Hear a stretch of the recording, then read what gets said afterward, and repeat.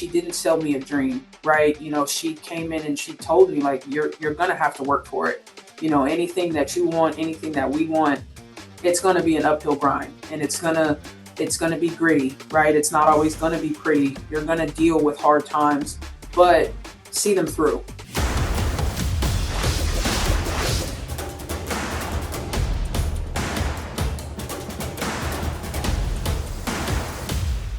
Welcome onto the sideline, everybody. I am Matt Dowell, and I am joined today by another Gamecock legend, someone that women's basketball fans have known and loved for years now. And she is a South Carolina native, and she is an all-time great for Dawn Staley and the South Carolina Gamecocks.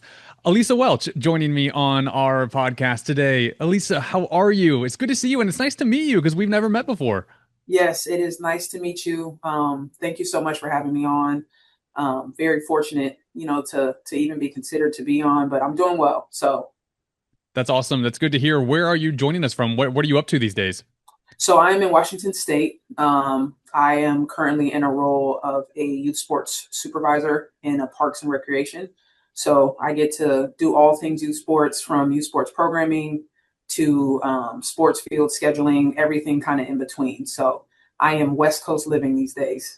Well, shout out to you. I didn't know that because when we booked this, I assumed you were on the East Coast. So it's early morning there where you are. So It is. thanks for getting up It's early and logging on. it's 9 o'clock and seems like 30 degrees outside. So Whew.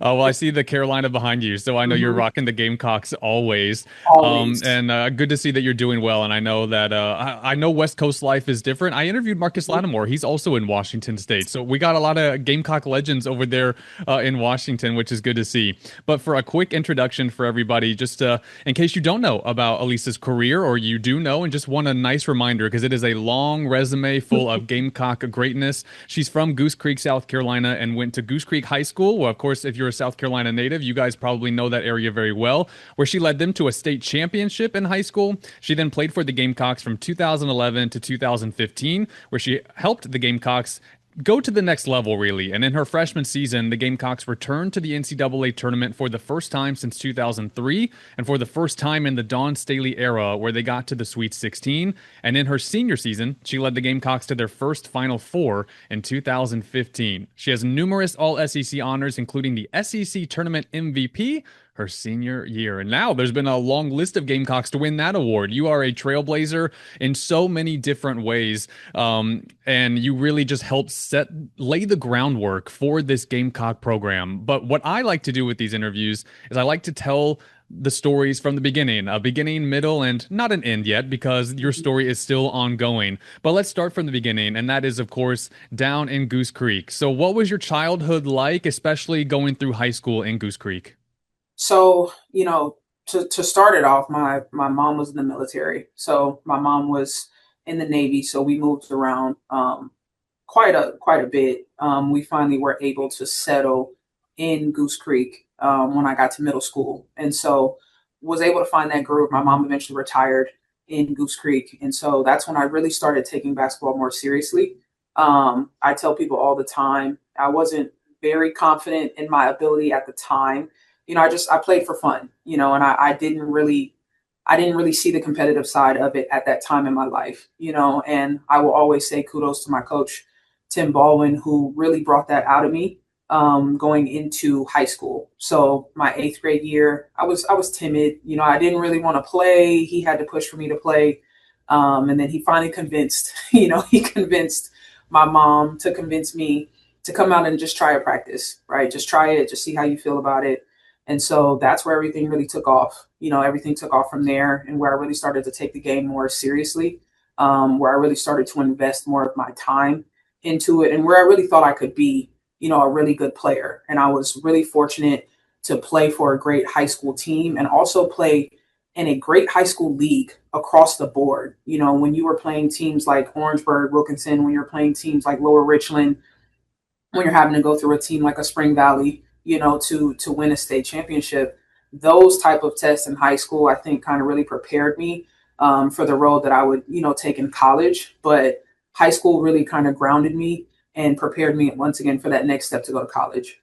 At what point in that journey, you kind of touched on it, but when did you A, love basketball, and B, say, okay, I think I'm pretty good at this? I think I always loved it. It was the thing that really stuck. So for my brother and I, when we were moving around, we had each other and then we had sports, right? You have to pick up, you have to meet new friends, you have to go to new schools, you have to meet new people, you have to adjust. And so we had each other and we could always find a basketball court. You could always find a rec center, and so I think that's where my love for the game came from.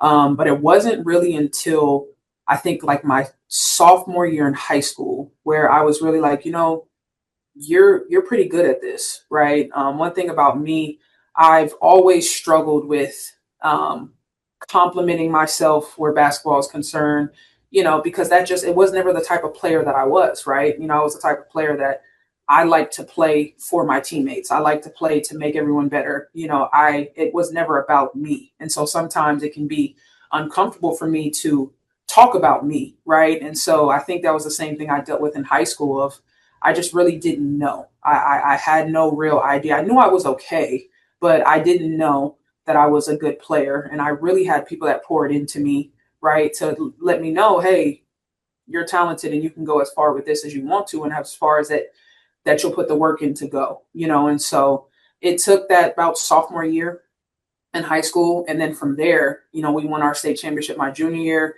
and things just really kicked off. You talked about that support, and when I was reading up on just your life and career, your mom kept coming up, and just your love for her, your relationship with her. Some of our most popular interviews on this podcast have been parents of athletes. I've had Roscoe Wilson on, and just recently Mm-hmm. Rashida Edwards, who's the mom of Joyce Edwards, and Jason Kitts, the dad of Chloe Kitts. And there's always a theme, and that is these kids, these athletes who are so good and great most of the time, at least the ones that I've talked to, have a great support system at home. How important was your relationship with your mom, with your parents in this basketball journey? It was everything to me because it was what I leaned on in the hardest of times and what I knew she would never miss a beat. She never missed a beat, even in the best of times. My mom, it played a part all the way down to my decision to choose South Carolina, right? I wanted to make sure that I was still within driving distance for her because she prided herself on coming to almost every game. I think my mom missed maybe one of my home college games and she was sick, and she was upset. She was so upset, that she had to miss it. So my relationship with my mom was really the driving force in everything that I did, but it was the rock. It was the rock and the solid foundation of the good times, the bad times, everything in between, because not only was I juggling basketball, the entire time I was in school from high school to college as well, I was a student athlete, right? And so I was finding the balance on the academic side as well. And it was hard. It was very demanding. And I could always count on my mom to kind of help me see it through, right? See the light at the end of the tunnel and also to set me straight. My mom was somebody who she was no nonsense. She knew the way that she raised my brother and I. She had expectations and she always reminded me basketball is a privilege. It is not a right that you have. It is a privilege. And if you don't do the things that you need to do off the court, you will not have access to that on the court. Yeah. So it helped mold me also as a player because I was able to take those same life lessons into how I approach the game. I love it. I just love hearing stories of good parenting because I don't know. I've covered a lot of sports in my life. I see a lot of nightmares out there, and I Yeah. see a lot of bad situations. I know you have Yep. as well. Yep. And so when I hear the good stories about great moms, great dads, it makes me happy to be like, no, there's a lot of good parents out there that are looking out for their kids, and your mom, one of them. You spoke about your recruiting process and obviously the support and everything that poured into that. But you were Mhm. Dawn Staley's first in-state signee at South Carolina, and of course that's amazing because now when you look at it, when you cover it now, she doesn't really miss when it comes to Yep. in-state signees. I mean, she pretty Yep. much has the state of South Carolina on lockdown, but you were the Yep. first one to really break through and say, I'm going to stay home and go to South Carolina. Can you take me through that recruiting process and just what it was like being recruited by the Gamecocks? It was surreal, number one, because obviously I knew who Dawn Staley was, Mhm. right? And I knew that she obviously coached in Columbia, South Carolina. And so for me, I tell people all the time, a lot of it was really great timing. We played in the state championship, which was at Colonial Life Arena, my junior year when we played Spring Valley, and she was there. She was at the game. And I didn't know at the time she was at the game. And I still to this day have never played a game better than that state championship game. I played the best game of my career by far. And so again, at the time, I'm a junior, in high school. I know about recruiting, but I'm also oblivious to a lot of it. It looks a lot different now than what it did then.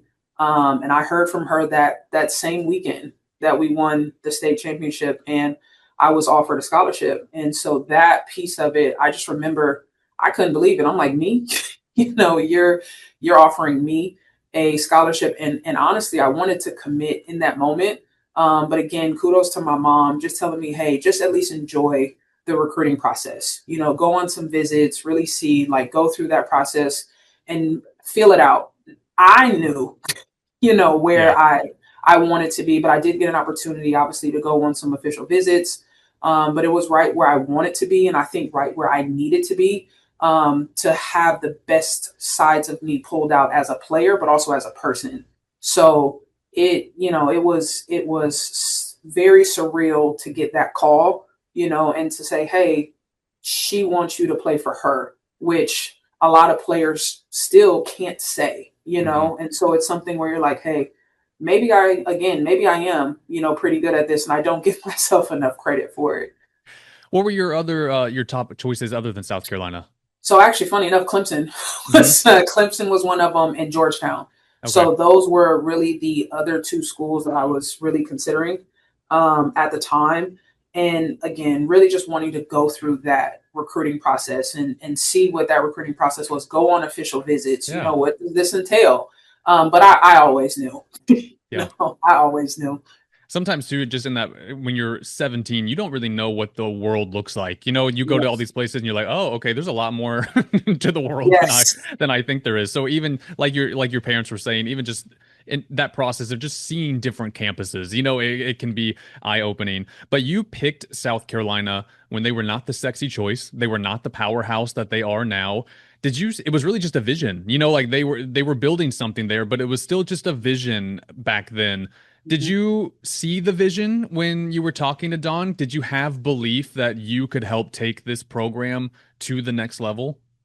1,000%. I think even at the time, the program was still elevating as well. I want to say the year before, I think they went to the NIT, Hmm. if I'm not mistaken. And so it was elevation. And the thing that I really appreciated about Coach Staley is she didn't sell me a dream, right? She came in and she told me, like, you're gonna have to work for it.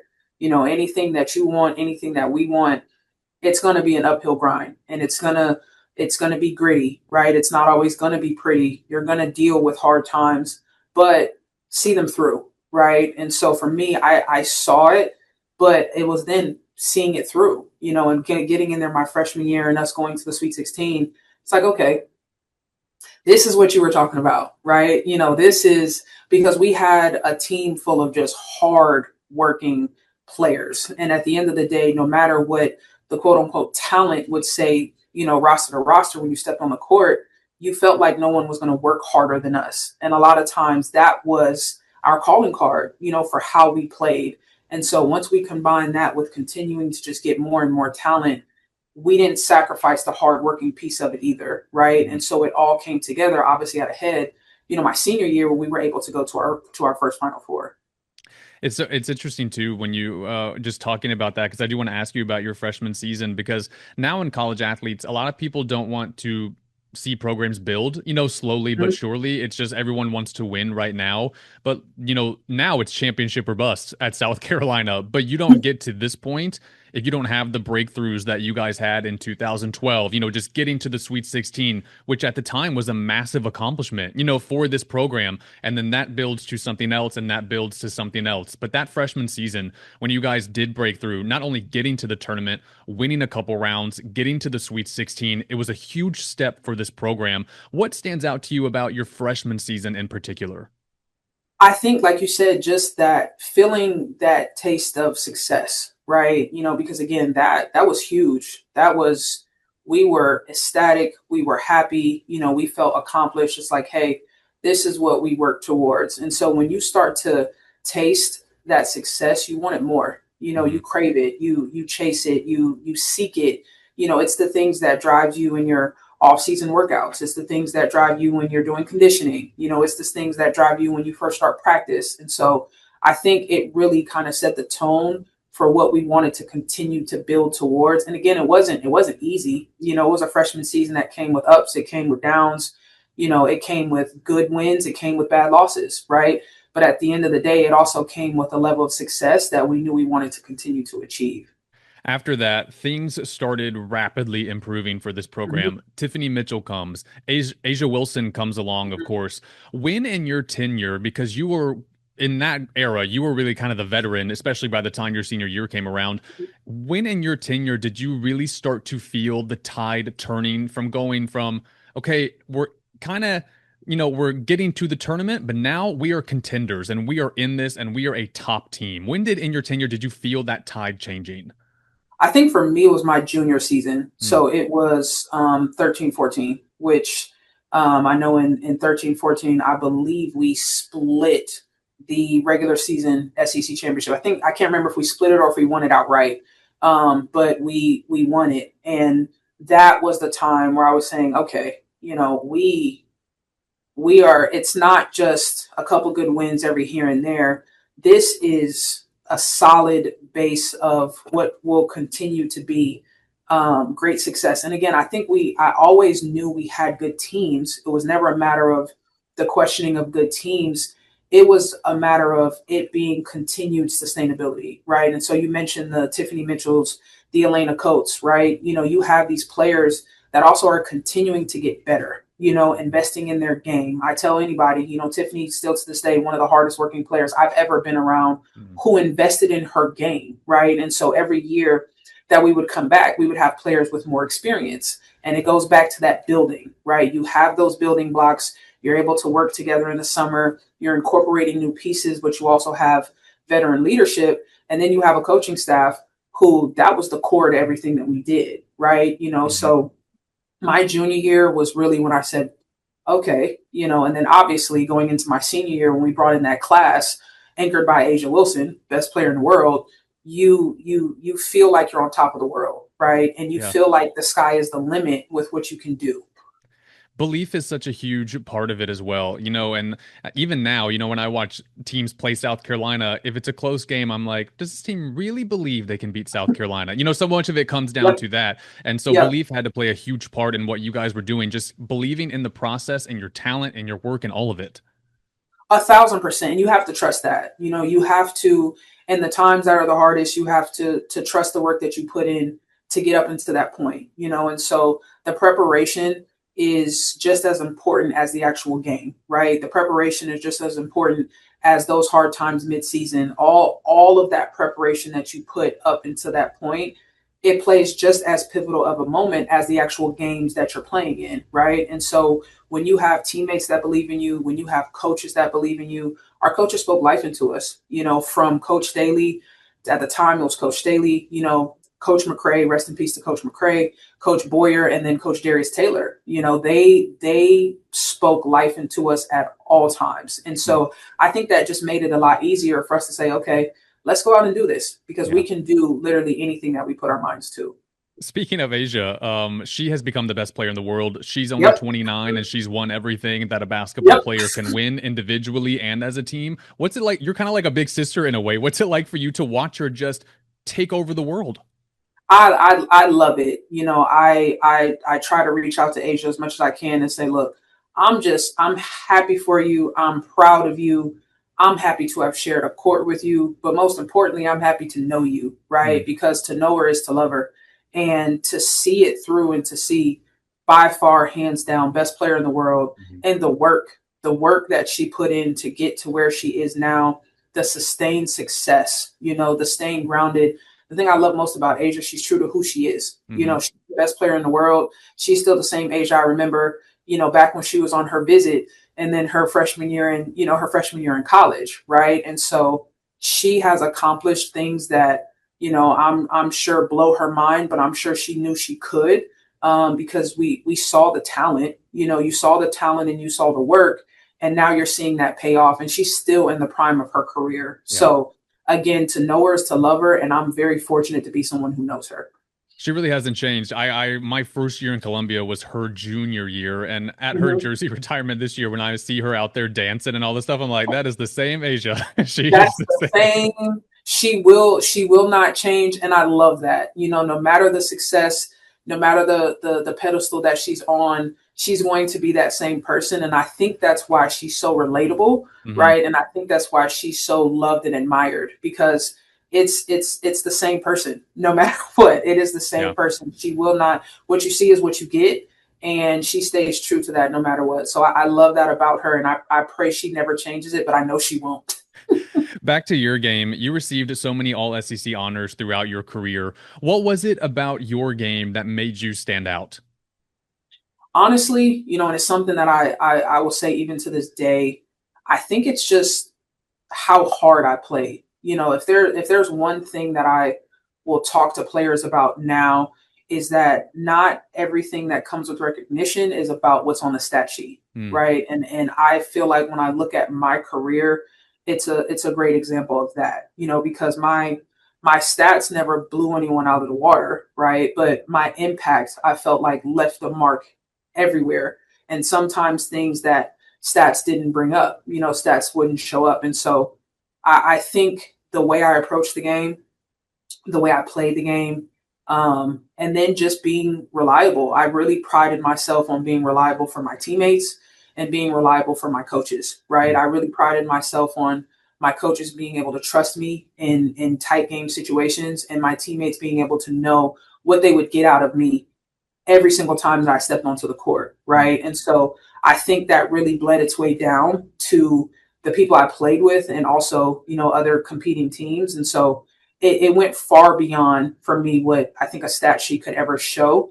And I think any player should pride themselves on having that piece of it, because the stats will be the stats. What can you bring to the table outside of that? Yeah.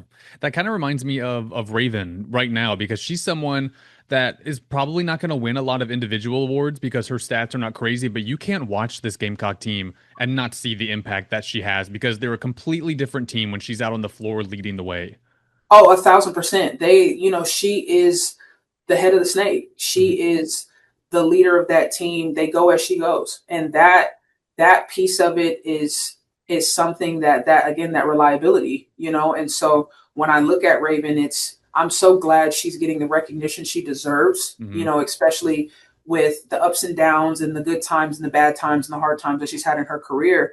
But that team relies on her, they depend on her, and she carries it so well, right? Because again, you may look at a stat sheet and it may not blow you out of the water, but her impact, if you watch the game, her impact is a lot of the time the reason why they're able to win those games. And you look at it and you say, hey, if I have a Raven Johnson on my team and this is a close game, I'm going to win it, and you're not, because I have a Raven Johnson and you don't. I've been leading the Raven narrative for like 3 years now, so I Yeah. always am like, okay, I need people to realize how good she is. She is amazing. Yeah. She is amazing, and I'm so happy for her. Because again, you go through trials and tribulations in your career, and then you get to this point, and I think she's getting the much deserved recognition. Yeah. For Agreed. all that she brings to that team. Your senior season, you guys, we talked about the Sweet 16, and then you can continue to go to the NCAA tournament. But that 2015 season, you guys get to your first Final Four. The Mhm. Sweet 16 is one thing. Final Four is a whole other ball game. I just know, I've had the privilege of covering many Final Fours. The energy is different there, because it really does feel like only one's gonna win, but those four teams, that is just it's just a different vibe when you get there. Can you take us through that NCAA tournament, the journey, the emotions that you felt, because that took the program to a completely different gear?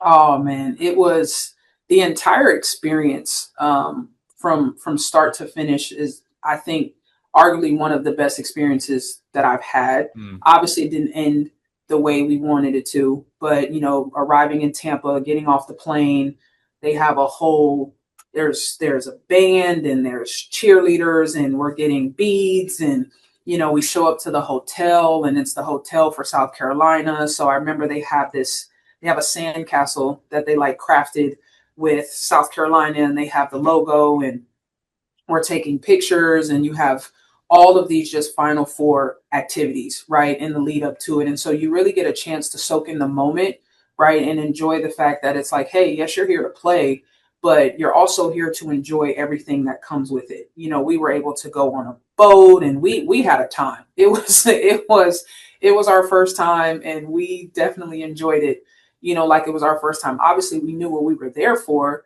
but we really got a great opportunity to just enjoy everything that came up to that moment, and so again, from start to finish, one of the best experiences that I had. Obviously, I wish it would have ended differently, with how our season ended that year. But I will say that that whole entire experience was just eye-opening, right, for what things look like when you get to that level. And so again, when you taste it, you want to continue to be a part of that. And obviously, as you've seen with the program, they've continued to do it. Going off of that, you guys lost a heartbreaker to Notre Dame in that Final Four. I know you had to have been devastated in that moment because you guys were so close. But was there a part of you, as someone who had slowly watched this program build and build and build, that knew this program's gonna win this one day, even though I'm not going to be a part of it? Did you feel that weekend of this program, South Carolina, is going to be national champions at some point? 100%, 100%. And I felt it. I knew the trajectory the program was on, and I knew whether I was actively on the roster or not. Everyone who was a part of the journey, Coach Staley still carried us to it through their first national championship, right? One thing, she gave us all the mock national championship rings. She gave us all the small mock national championship trophies, right? She brought her players back that were a part of that journey to say, hey, while you may not have physically been on this team, you were always a part of this journey, right? And so I think that goes to the family dynamic. I think that goes to the culture that Coach Staley creates and that she has really established, and it's a part of what is South Carolina basketball, right? And so I knew that the potential was there. I knew it was only a matter of time. And I was just selfishly so happy it happened as quickly as it did, because I'm like, yes. But I knew the potential and the trajectory was there. It was just a matter of when. Yeah. It didn't take long. Only 2 more years. The program has, of course, gone on to win 3 national championships, 2017, 2022, and 2024. What did you feel watching the program in 2017 specifically? Because Dawn, like you said, has always said that everyone is part of the journey. It's not just that one team. So what did you, I don't know, watching that a couple years removed, what did you think watching them finally do it? I was overwhelmed with happiness. I was overseas at the time.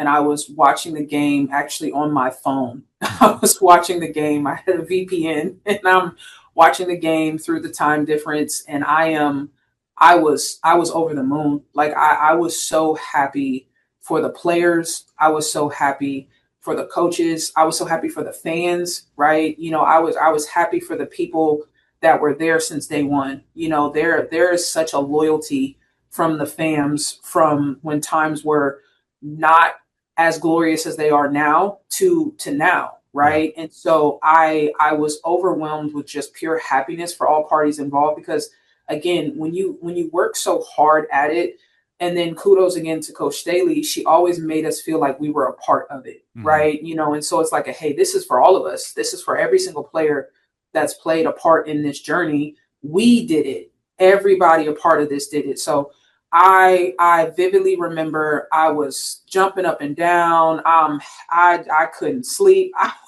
was like, you would have thought I was on the roster. Like, I was so happy because they worked so hard for it and they deserved it. It was such a joyful day in 2017, and it was just one, and now there's been two, there's been a third, and this team is going to be in contention once again.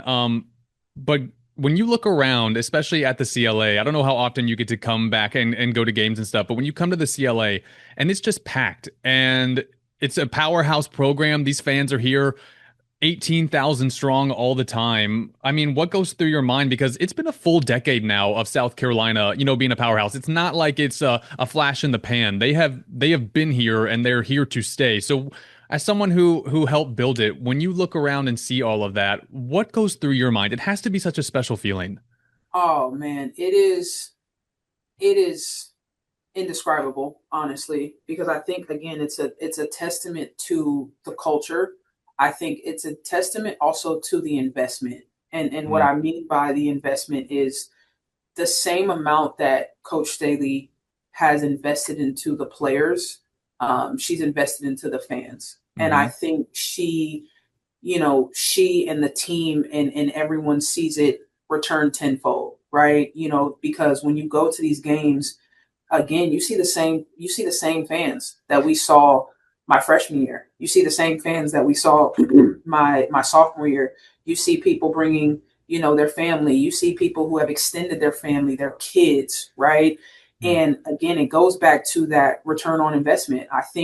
I remember my junior year when our campaign was Drive for Five, right? Coach Staley really wanted to, hey, we want to get 5,000 fans in the stand every single game. And she was intentional. And so I think when I look at it now and I see it's consistent, like you said, over the course of a decade, that is the love being returned that was given. And Yeah. and again, I think in a day and age where college sports looks a lot different, especially on NIL and money and this and that, it's so humbling to see when things just are pure, Yeah. right? And it comes from a pure place because they love the team, they love the coaches, and the coaches love them, right? And Yeah. so that connection is there to where no matter the flows of the rosters and how the rosters have changed, that same support remains every single year.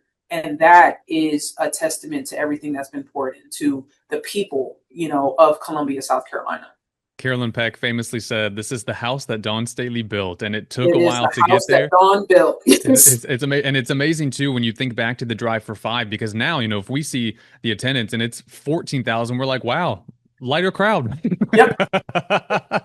that expectation, Yeah. that expectation is there and the drive is there. And so, like you said, you go from that to like, oh, it's just 14. That is that there's programs that would absolutely love Yeah. to have that kind of turnout. And again, to have a an arena of that size, right, that's Yeah, it's able to huge. pull in women's basketball fans is you don't see it often. Sometimes it may be a smaller gym. That I tell people all the time, that's an 18,000 seater, and you have people that will fill to the brims to come watch women's basketball. Yeah. That is 100% a testament to what Coach Staley has built there. It's incredible. I never get tired of looking at the CLA packed. It's just, I think it's maybe the hardest place to win in all of college basketball, not just women's. I think the atmosphere, I think these teams feel it, when they come. And I think it's 100%. really, really hard to beat South Carolina on their home floor. And the crowd is a massive part of that. Lisa, you obviously, your career did not stop at South Carolina. You went on to the pros. You were drafted second round by the Chicago Sky. Now, there's now it's every year we see Gamecocks being drafted into the WNBA. But when you were a trailblazer in that sense as well for this program, the pro game obviously different 10 years ago. The WNBA is still growing rapidly. What would you like to share about your pro career? Just the everything that went into that journey and what you'd like to share with everyone about that. So, my pro career, obviously, again, I got drafted, and the biggest thing I took away from even being drafted was being able to go through the draft process, Mm, right? So I was very fortunate. I got invited to the drafts. I got to bring my family to the drafts. My coaches were there, at the draft. Coach Staley had us up on the stage taking pictures before the draft is about to start. They're like, Dawn, you gotta get off the stage. So I got to see that process. And then the bulk of my career, my pro career, was actually spent in Europe. hmm. So I played in Europe for 5 years, and it was an experience that also came, with its ups and downs. It was a stark difference for me, obviously, because I had always been pretty close to home, and so when you're now going overseas and you're gone 9.5 months at a time, it was tough, but it was fulfilling. I Yeah. think once I got over that first year of like, hey, Lisa, this is going to be what your career looks like. Embrace it. Embrace different cultures. Embrace meeting different people. Embrace getting an opportunity to travel and you get to see different things, you get to encounter different people, you get to eat different cuisines, you Yeah. get to learn about different backgrounds, and you get to play the sport that you love, and you get to get paid to do it, right? And so that, after my first year overseas, I was like, okay, this is a great opportunity that not a lot of players get. So I got to play in, a bunch of different countries. I got to meet a bunch of different people. I connected with people that I still have relationships with to this day. And I encourage anyone who has an opportunity to play overseas to just try it, Yeah. because it's an opportunity that doesn't come to any and everyone if you get an opportunity to extend your career. How did it change you? Or did it change you? Or did it just make you a more well-rounded individual going and seeing other cultures, other countries? How did that process impact you personally? I think on a more personal level, you kind of hit the nail on the head. It made me more well rounded as a person. It gave me a better sense also of appreciation. Yeah. Things look very different depending on where you're playing and where you're living, and the way of life, the style of life. It really put things into perspective. I think it gave me a lot of time, with myself, to also learn more about myself, right? And so you're spending that time, you're over there. A lot of times you maybe have one American teammate, Yeah. and so I also got an opportunity again to spend time connecting and learning about people, that I may have played against before. Case in point, when I was playing in Finland, I played with Valencia McFarland, who played at Ole Miss, Hmm. so I knew who she was previously, but I got a chance to learn about her and her upbringing. And my mom came one Chris, I think it was Christmas. Yeah, my mom came one Christmas. She made us a whole Christmas spread, right? We really got an opportunity to connect more than anything. And so being able to go to different countries and to learn about different backgrounds, I think just rounded me as a Hmm. person and grounded me as a person more than Yeah. anything. It makes you see how truly big the world is, and Yes. there's a lot out there that you just aren't aware of, and it Yes. can be eye-opening, it can be great to see everything, it can be heartbreaking, just all of those things, you know. Yes. But it is important. I think I love traveling, so I think it's important to see what else is out in the world outside of the little bubble that we all live in. Lastly, as we wrap up, your journey came full circle when you were inducted into your high school's Hall of Fame a couple months ago now. I can't remember what Yes. Back exact. in September. September, yeah, yeah. What was that moment like for you? Because I know sometimes when we all go back to our old high schools, we're like, "Oh man, has it been that long already?" And so, what was that like for you? Because obviously, a huge honor. Goose Creek is a historic high school. They have so many great athletes. What was that like for you? It was a full circle moment. I think, again, going back to when I first started taking basketball seriously, and when I had to be almost skull dragged to play because I didn't think I was good enough, to being a part of the inaugural class, Mm, right? And I think, especially when you're talking about a first class, it's hard when you have a school that's had so many great athletes. mm, Goose Creek is a school that in multiple sports has had a lot of different great athletes, over the course of an extended period of time. And so to even be considered, let alone when I found out I was selected, it kind of put that full circle to full effect for me of saying, I may not always like to talk about, my career, or I may not always be the person that is able to really take everything for what it is. But I know at the end of the day, 10, 15 years from now, when I'm walking down these halls with my nephew, who was 4 at the time, he's going to be able to see, like, hey, this is what his aunt did, yeah. and I can go back and say, if nothing else, these are going to be the things that are etched, for the career that I had. And so it was amazing for me. I was very appreciative, fortunate, thankful.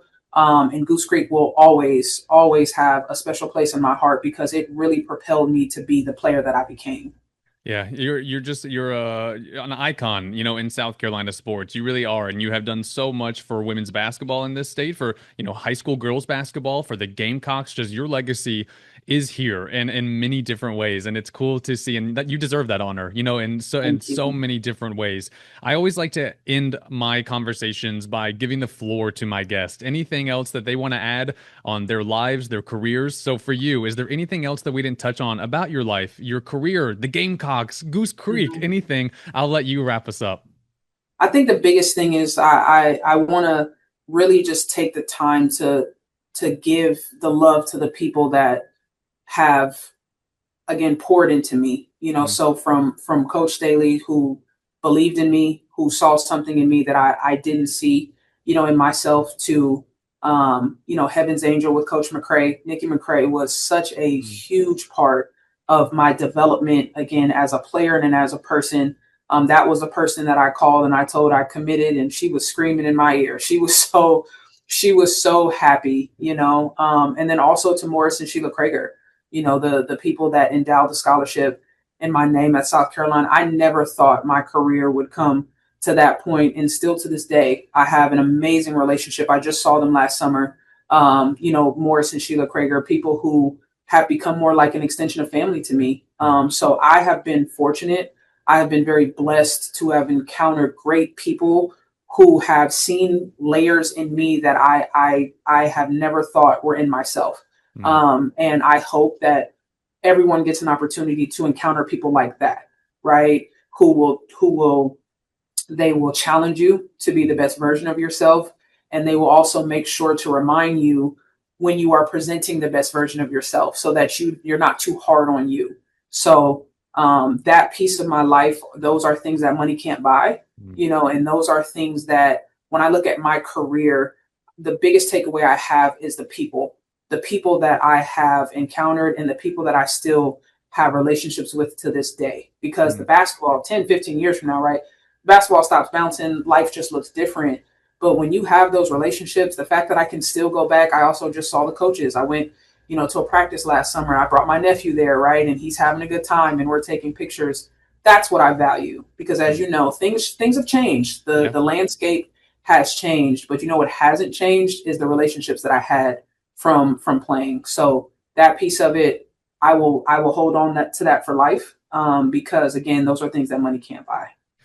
That's amazing. It is just the support is important, no matter what you're doing. But for you specifically, you had so much of it, and that is a beautiful thing. And I have to say, when I was telling everyone, I was like, I've never met Alisa. Like, what can you tell me about her? But when I'm reading, everyone said she's the most humble person, and she is the most kind person, and she is just Thank going to be you. great. And I can now confirm all of those things. I hope everyone can just feel your kindness and your humility, and but I also hope that they recognize your greatness, because this Gamecock program doesn't get to where they are without you. I'm so Thank you. honored that you said yes to talk to me today, because I Thank know you are you. so beloved. I mean, you are just etched all over this program, and I'm at the CLA almost every day this time of year, and I see your impact everywhere, and you're someone I've always wanted to meet and interview, and I'm so glad that it finally happened. This has been fantastic. I hope you had a good time too. I've I been so had honored.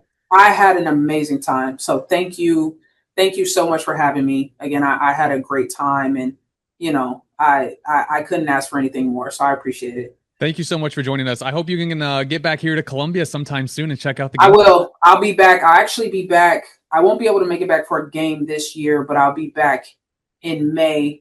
My Okay. mom's actually retiring, so I'll be Oh, back look. in May for that, and then I will for sure end up coming to a game next year. I haven't been to a game in a while, Okay. so I'm like, hey, I need to get back. Yeah, I know. That front row. Get her on the front row, Yeah. everybody. And also shout out to mom for retiring. That's an awesome Yes. Shout accomplishment. out to mom for finally retiring.